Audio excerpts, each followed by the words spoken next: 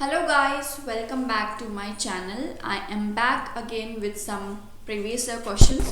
So I hope आपने मेरी पहली वीडियोस देखी होंगी.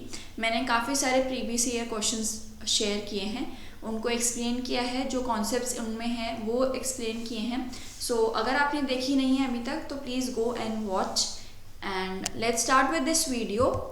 So the first question is, at higher pH majority of iron is present as. तो हमें बताना है कि मेजॉरिटी ऑफ आयन ज़्यादा पीएच पे किस फॉर्म में प्रेजेंट है.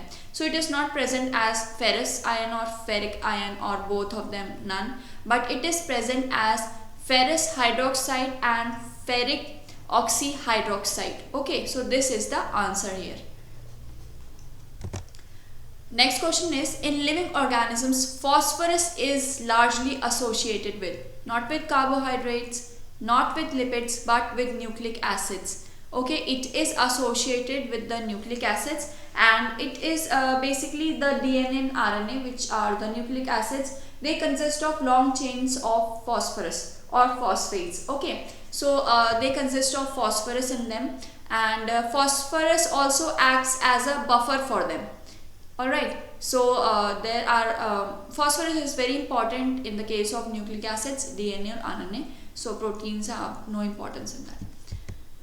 Identify the random sampling method among the following. तो दो तरह के sampling methods होते हैं, random और non-random. तो ये sampling methods आपके पेपर 1 और पेपर 2 दोनों के लिए बहुत इंपॉर्टेंट है. ठीक है, तो ये आप अपनी कॉपी में अच्छे से नोट डाउन कर लीजिए इनके बारे में, और मैं ट्राई करूँगी कि मैं वीडियो बनाऊँ इसके ऊपर भी, बट अभी मैं पहले आपके प्रीवियस ईयर क्वेश्चन को कंप्लीट करूँगी. तो इसलिए मैंने एक टेबल आपको इंक्लूड करा दी है जिसमें रैंडम और नॉन रैंडम सैम्पलिंग कौन कौन से मेथड्स हैं वो पूछे जाते हैं. तो बेसिकली आपसे यही पूछा जाएगा कि इनमें से कौन सा नॉन रैंडम है या कौन सा रैंडम है, ऑड वन आउट पूछा जाएगा. तो आपको ये रैंडम और नॉन रैंडम वाले सारे याद होने चाहिए. ठीक है, तो यहाँ पे जो आंसर है, इट इज़ स्ट्रैटिफाइड सैम्पलिंग. जो स्ट्रैटिफाइड सैम्पलिंग है सिर्फ वही रैंडम है, बाकी ये तीनों नॉन रैंडम है. Okay, so just write down this table in your copy और take a screenshot of it and just learn it by hearted. Okay, now there is a match the following, जिसमें आपको कुछ acts दिए गए हैं column 1 में, और column 2 में आपके पास ईयर्स दिए गए हैं जिसमें वो पास हुए थे. तो पहला एक्ट है the water prevention and control act, which was passed in 1974. Okay, now the Air Prevention and Control Act was passed in 1981. Environment Protection Act was passed in 1986, and the Biological Diversity Act was passed in 2002. तो आपको जितने ज़्यादा से ज़्यादा acts हो सके वो, और उनके जिस दिन वो पास हुए हैं, जिस डेट को वो पास हुए हैं, कौन से ईयर में पास हुए हैं, ये आपको बाय हार्ट होना चाहिए, बाय हार्ट याद होना चाहिए आपको. और कौन से एक्ट में अमेंडमेंट्स हुए, कब अमेंडमेंट्स हुए, कौन से ईयर में अमेंडमेंट्स हुए, किसी कॉन्फ्रेंस के अंदर उस एक्ट को एक्सेप्ट किया गया, उसके क्या फीचर्स हैं, ये सब आपको बाय हार्ट याद होने चाहिए. Because 1 or 2 questions are always there based on the acts and the year they are passed on. Okay, so just learn these. Now there is a question which is saying, consider a box model. तो box model क्या होता है, ये हम यहाँ पे देखेंगे. मैंने आपको एक डिस्क्रिप्शन दे दिया बॉक्स मॉडल का. For an urban area, assuming that the pollutants are conservative and the mixing is rapid inside the box, the concentration C of the pollutant varies with the mixing height H as. तो यहाँ पे box model क्या होता है पहले हम ये देख लेते हैं. बॉक्स मॉडल में अज्यूम करते हैं हम कि हमें एक पर्टिकुलर जोग्राफिकल एरिया दिया गया है. ठीक है, और उस जोग्राफिकल एरिया में एक वॉल्यूम ऑफ एटमॉस्फेरिक गैस है. वो जो पूरा जोग्राफिकल एरिया है वो एक बॉक्स की शेप में. ओके, और इसके अंदर जो भी पॉल्यूटेंट प्रेजेंट है इस बॉक्स के अंदर वो इवनली डिस्ट्रीब्यूटेड होगा सब जगह में, पूरी बॉक्स में इवनली डिस्ट्रीब्यूटेड है. तो उसको होमोजीनियस डिस्ट्रीब्यूशन बोला गया है, that the pollutant is homogeneously distributed inside the box and the average concentration of the pollutant can be assumed from any place inside the box.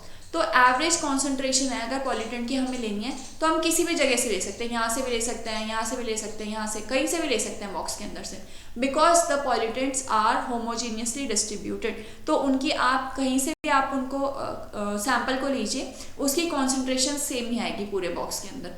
तो यहाँ पे पूछा गया है कि जो कॉन्सेंट्रेशन ऑफ पॉल्यूटेंट है और मिक्सिंग हाइट है, जैसे जैसे सपोज ये थ्री डायमेंशनल स्ट्रक्चर मान लीजिए इसको, ठीक है, ये पूरा आप क्यूबॉइड मान लीजिए इसको, ठीक है। तो इस क्यूबॉइड के अंदर क्या बोल रहा है वो कि इस क्यूबॉइड के अंदर मिक्सिंग हाइट का भी रोल आ जाता है कि कितनी मिक्सिंग हाइट होगी। ऑलराइट, तो यहाँ पे मिक्सिंग हाइट के लिए हम ये देखेंगे कि इनका रिलेशन जो होता है वो कुछ इस तरह से होता है, concentration is inversely proportional to the mixing height, this is the answer. तो जैसे जैसे कॉन्सेंट्रेशन जैसे जैसे मिक्सिंग हाइट इंक्रीज होगी, ठीक है, ये H है, और उसके साथ साथ कॉन्सेंट्रेशन डिक्रीज होगा, तो इनवर्स रिलेशन है दोनों का। ऑलराइट, और जैसे जैसे मिक्सिंग हाइट डिक्रीज होगी कॉन्सेंट्रेशन इंक्रीज होगी। Now which one of the following is referred to as super oxide radical. तो यहाँ पे आपको दिख रहा है रेडिकल सुपर ऑक्साइड का यही हो सकता है, क्योंकि ये ऑक्सीजन हो गया, ये ओजोन हो गया, और ये मोनोवैलेंट ऑक्सीजन हो गया। The net primary productivity of an ecosystem is gross primary productivity minus plant respiration, primary productivity at herbivore level, primary productivity at consumer level, the primary productivity at tom consumer level minus respiration at all levels। तो इसमें answer है gross primary productivity minus plant respiration, ठीक है। जितनी productivity हुई है plant के द्वारा उसमें से प्लांट ने जो अपने लिए खुद के लिए यूज़ कर लिया है, ठीक है, रेस्पिरेशन के लिए, अपने मेटाबॉलिज्म के लिए जो भी यूज़ कर ली है प्रोडक्टिविटी, उससे माइनस करने के बाद जो बचेगा वो आपकी नेट प्राइमरी प्रोडक्टिविटी और एनपीपी कहलाएगी। सो मैंने आपको और डेफिनेशंस दी हैं एनपीपी की। So gross primary productivity minus the rate of energy losses to metabolism and maintenance. Plant को अपनी खुद की मेटाबॉलिज्म और मेंटेनेंस के लिए भी कुछ एनर्जी इन्वेस्ट करनी पड़ेगी, तो वो उसको माइनस करने के बाद जो एनर्जी यूज़ की गई है उसको ग्रॉस प्राइमरी प्रोडक्टिविटी में से माइनस करने के बाद जो बचेगा वो होता है नेट प्राइमरी प्रोडक्टिविटी। या फिर ये भी बोल सकते हैं it is the rate at which energy is stored as biomass by plants or by other primary producers and made available to the consumers। कि जो रेट पर एनर्जी को स्टोर किया गया है बायोमास की फॉर्म में प्लांट्स के द्वारा, या जो भी प्राइमरी प्रोड्यूसर्स हैं, और वो जो उन्होंने बायोमास को स्टोर किया है अपने अंदर उसको कंज्यूमर्स तक कितना पहुंचा रहे हैं, जो तो जितनी कंज्यूमर्स तक के पास पहुंचेगी वो होगी net primary productivity. Now which type of forests are found at an altitude of 5,300 feet chiefly on mountains of Himalayas and Nilgiris। तो इसमें ड्राई डेसिडियस भी नहीं होगा, moist tropical forest भी नहीं होंगे, they would be temperate forests would be there, not the tropical moist deciduous forest, ये भी नहीं होगा। Now there is a यहाँ पे आपको कुछ मेथड्स दे रखे हैं, ठीक है, और हमें बताना है कि वो किस उसके लिए है, मतलब किस पार्टिकल के लिए है, क्या मेजर करने के लिए है। तो हम देखेंगे इसमें। So the Clark electrode is for dissolved oxygen, redox probe is for pH, load cell is for liquid vessel and diaphragm gauge is for vessel pressure. So the A option is the answer. So that's all for this video. I hope you understood the concepts and the questions that I have discussed. If you have any query, then you are free to ask me in the comment box, or you can mail me at my Gmail ID. I will be mentioning it in the description box, and I hope you all are preparing really very well, because very less time is left for the exam now. So if you need any kind of help, just feel free to contact me on my email ID, or you can ask your doubts in the comment box. Please share this video with your friends who are preparing for the NET exam with environmental sciences subject, and just subscribe to my channel. Thank you for watching.